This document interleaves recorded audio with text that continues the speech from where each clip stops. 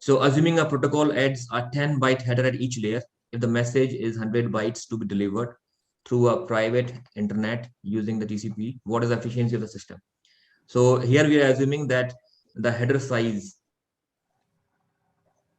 is 10 bytes, and in the TCP IP we have 5 layers are there. So that means it will give you 50 bytes of header, that is overhead, and the actual data is 100 bytes. So that means the packet which is to be delivered from the sender machine will be 100 plus 50.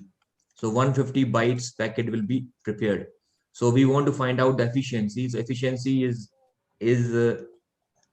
find out by the actual data, and that you can say the total data. So actual data we are interested to send is 100 and the total is 150. So this will be 2 by 3. Okay, and if you want to find out in terms of means percentage, this is the answer. So this will be something 66.66%. Okay, so if you write 2 by 3, this is also correct. If you write 66.66%, that is also correct. This is the solution for question number 1. Then next question. What header size you will recommend at the transport layer of the TCP protocol if the port number is?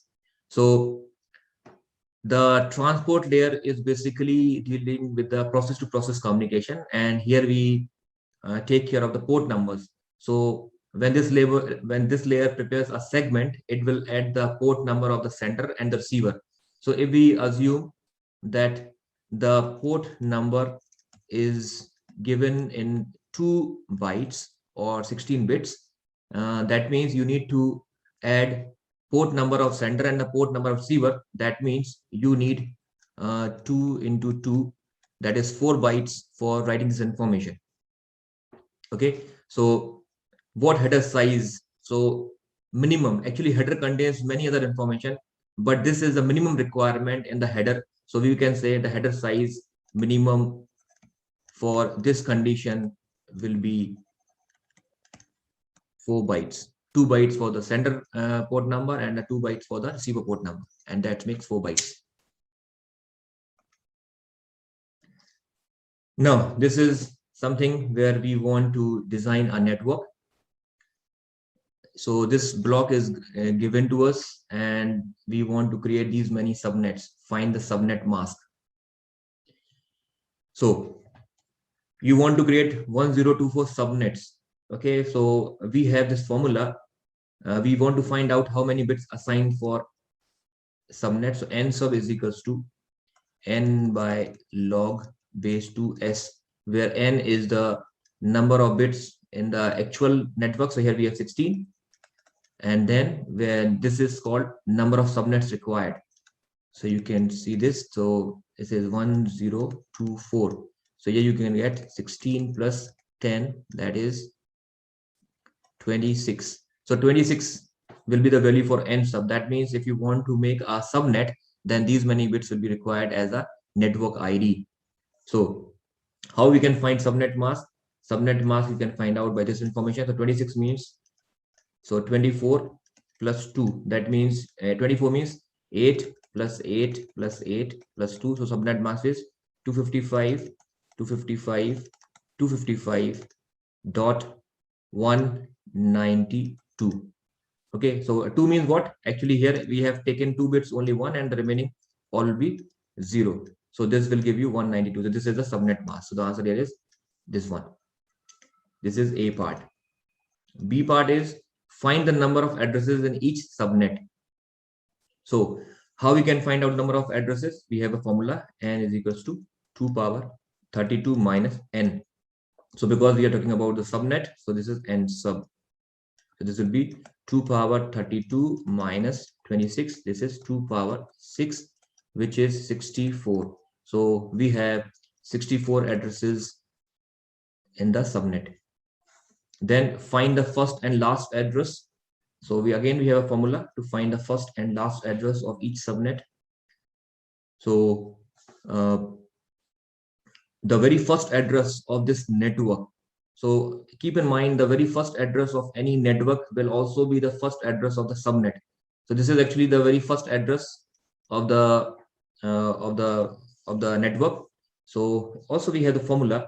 First address you can find out by this 130.56.0.0, and now this is one address given to you. So now to make it confirm that is this the first address of this block, you can uh, use this formula. Actually this is 16, so definitely this is your first address. So you get 130.56.0.0. This is the first address, and this is the first address of the block. And when I say the first address of subnet, you will write this as 130.56.0.0/26. Now this is the first address of the first subnet, and we have 64 addresses are possible here. So either you can use the formula to find out the last address, or simply you can add 63 here.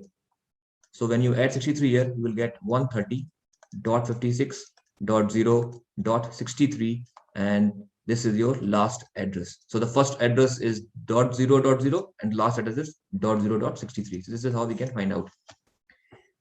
Okay, moving to the next question. Find the range of addresses in the following block. So the two questions are almost similar. So I am going to take the first question here. Now 29 is given here. So range of addresses, we need to find out how many addresses exist here. And also you can find out what is the first address and the last address. So the total addresses can be find out by using this formula, n equals to 2 power 32 minus n, that is 29. This is 2 power 3, that is 8 addresses are existing here. Okay, so in this block we have 8 addresses. And what about the range, means the first and last address? So again we can use the formula of the first address and last address, but before that we need to find out what is the mask. So the mask of this 29 we can write as 24 plus 5.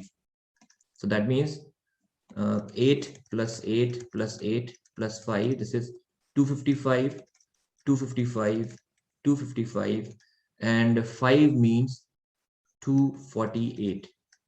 Okay, so this is the mask. And if we want to find out the first address, then this is the formula. First address, you can write any one address, 123.56.77.32, and then you write the mask 255, 255, 255.248. And what you will get? You will get 123.56.77. And how do you find this? So 32 will be directly 32, and 248 you can get like 128 plus 64 plus 32 plus 16 plus 1 2 3 4 5. This gives you 248. So we know we are doing the AND operation. I believe that you know how to find out. So with the AND operation you can find the common value. So this is 32. This is your first address. And what is the last address? So the last address you can find out by using the formula. The formula is you can take any address and do the OR of not of the mask. This is the formula that we have discussed. And otherwise you can simply add here, because 8 addresses are here. So you can add 7 here in the first address, and you get 123.56.77.39. This is the last address. So the first address, the last address, and total addresses are 8.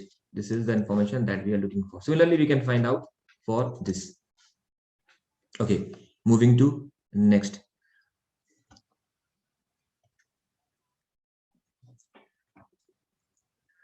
Okay, a host with IP address, this sends a packet to a host with IP address, this address, right? Is the delivery direct or indirect? Now, direct delivery is a delivery when the messages are shared within the same network. and indirect delivery is a delivery when messages are shared in the different network. So we need to find out this address and this address belong to same network or not. So if you look here, 16 means we have 16 bits for network ID. Network ID defines the network.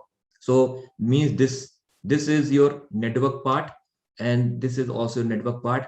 Because both values are same, that means the two addresses are a part of same network. That means this is a direct delivery. So the answer is this is direct delivery. The reason being both addresses are from the same network.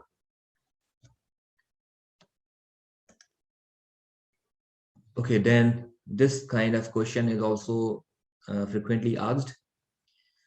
One of the question I have given to you. So here a packet arrives at router with destination addresses. So how it is forwarded?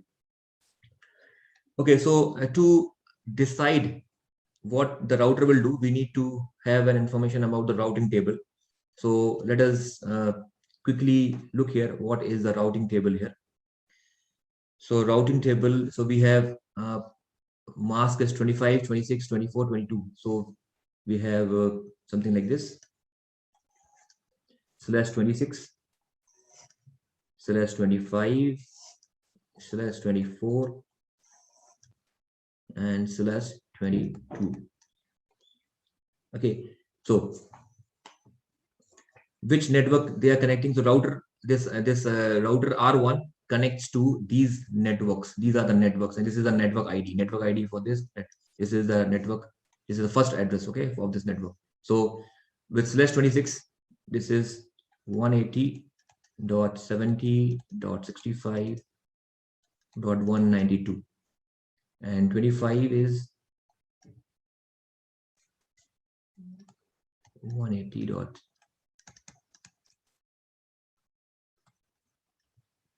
Similarly for 24, now keep in mind whenever we make a routing table, the table must be in the longest mask method.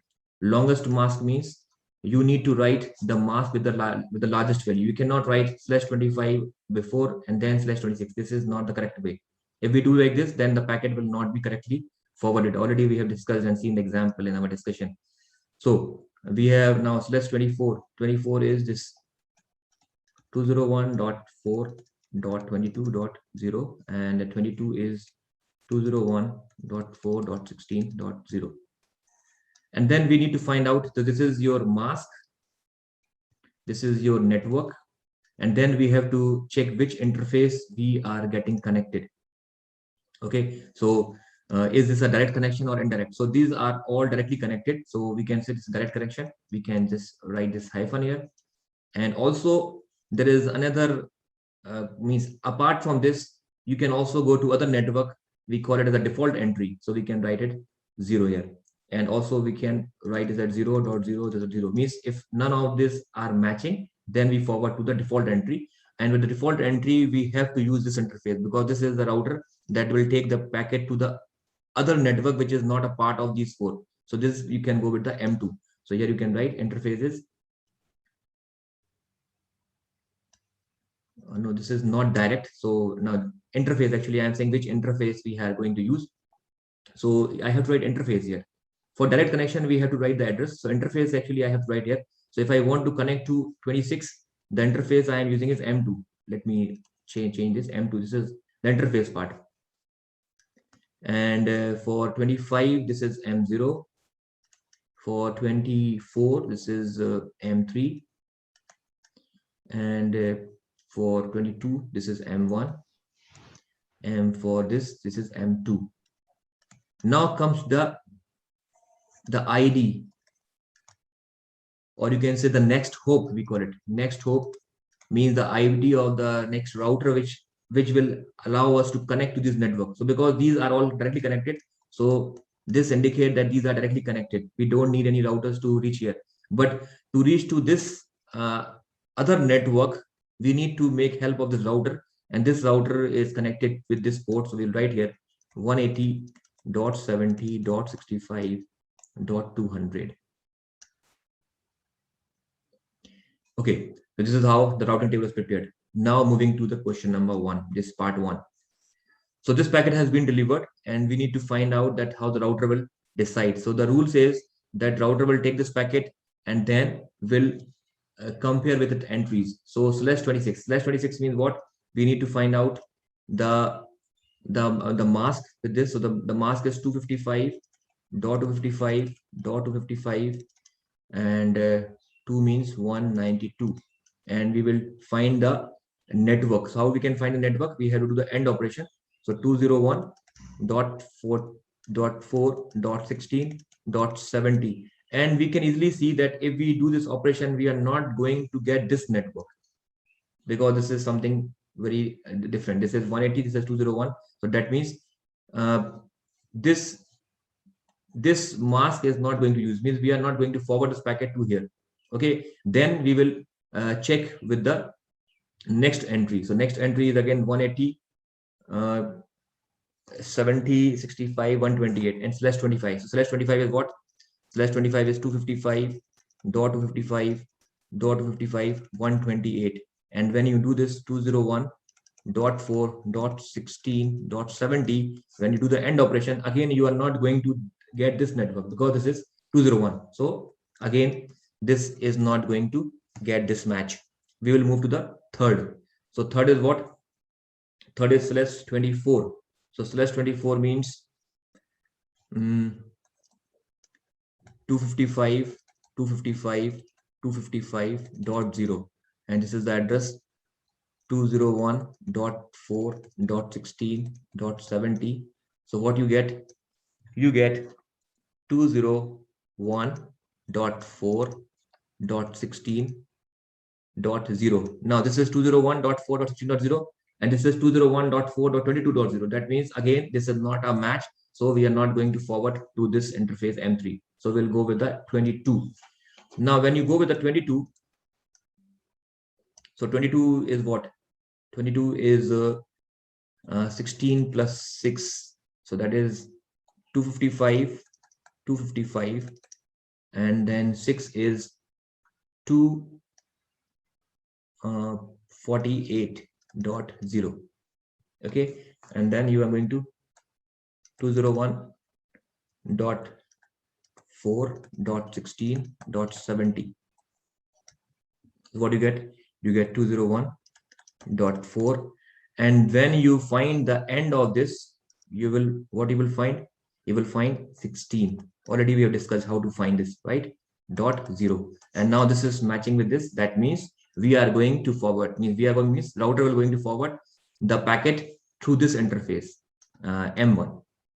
So this is M1. So means the packet must be forwarded to this network. This is the decision. So you write the router will forward the packet through M1 interface. This is the answer. Now a packet arrives at router R1 with destination address this.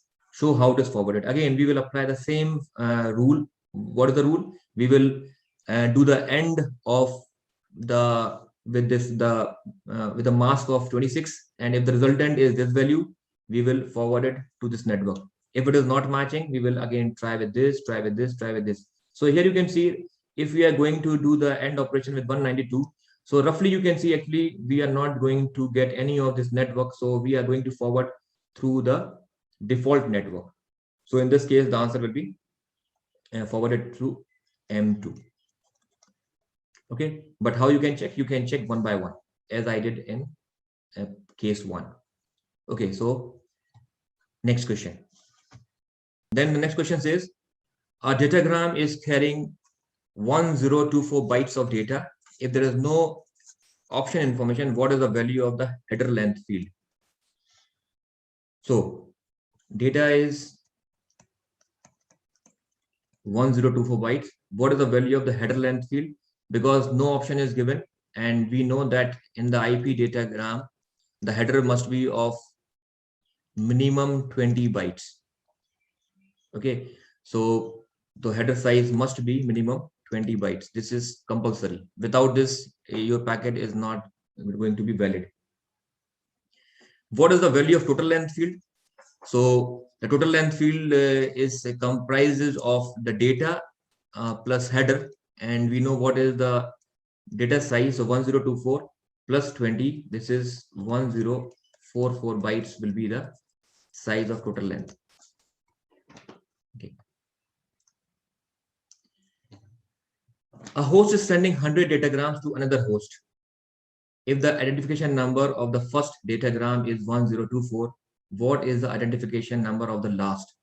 Now here there is a slight confusion in the work which I have seen in the student, the work they have submitted. So let us understand this question. 100 datagrams need to be sent. Now I am saying 100 datagrams. I am not saying that datagram is fragmented to 100 parts. It is not fragmented to 100 fragments, but these are individual datagram, and each individual datagram will carry its own identification, and these identities are given in sequence. So if the first datagram is assigned 1024, then, and we are giving in sequence, then the 100th datagram will get this ID. 13, 1, 12, 1, 1, 2, 3. So 1, 1, 2, 3 is the identification given to the 100th datagram which is delivered. Okay, so the answer is 1, 1, 2, 3. But if I have changed the question, if I say a datagram is delivered which is fragmented into 100 fragments, then what is the ID of the 100th fragment? In this case, all the fragments will bear the same ID, means the very first fragment is 1024 and the last is also 1024, because the ID does not change with the fragments, and that actually helps to identify that the fragment belongs to which datagram. This is actually same for all the fragments of any datagram. Now IP fragment has arrived with offset value. So the offset is given 100 here.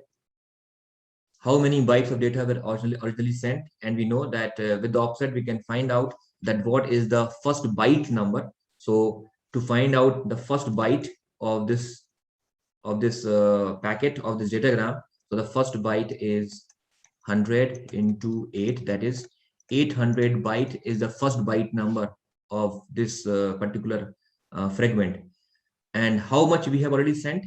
So we have sent 800 bytes have delivered already before this fragment, and that is ranging from 0 to 799. So this has already been delivered, and now this packet will start from 800 to whatever the size of this fragment. Okay, this is the information. So how many bytes delivered? 800 delivered, and this is the range of bytes delivered, 0 to 799.